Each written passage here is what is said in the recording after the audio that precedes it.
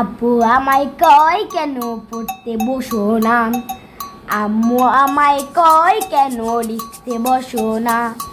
কি করে বলি আমার পড়ালেখা ভালো লাগে না। স্যার আসতেছে, স্যার আসতেছে। আসসালামু আলাইকুম স্যার। ওয়ালাইকুম আসসালাম। কেমন আছো তোমরা? বসো। ভালো আছি স্যার, আপনি কেমন আছেন? আমিও আলহামদুলিল্লাহ ভালো আছি। তোমাদেরকে যে আমি হোমওয়ার্ক দিয়েছিলাম, তোমরা কি হোমওয়ার্ক করেছো? হ্যাঁ করেছি স্যার।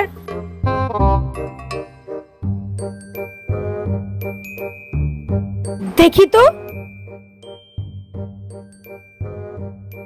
বাহ, গুড হয়েছে। নাও। আচ্ছা, এবার তোমরা তোমাদের বই বার করে নাও এবং পড়াটা একটু রিভিশন দিয়ে নাও। তারপর আমি পড়া জিজ্ঞাসা করব।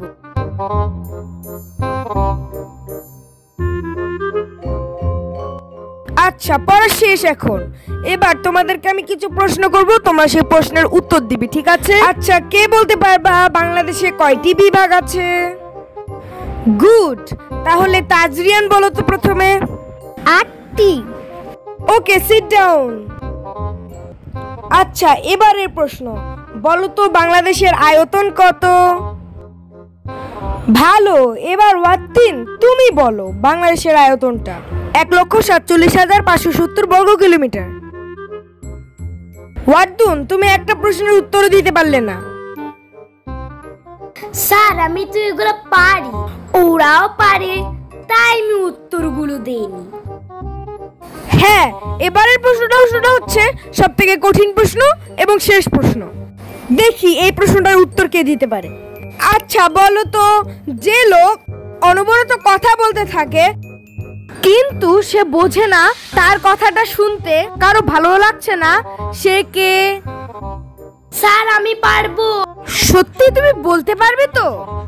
হ্যাঁ বলতে পারবো। আচ্ছা, তার মানে তুমি এখন একটু পড়াশোনা করতেছো।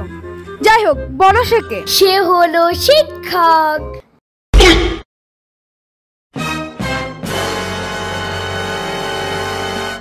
দেখছো আমি কত ব্রিলিয়ান্ট।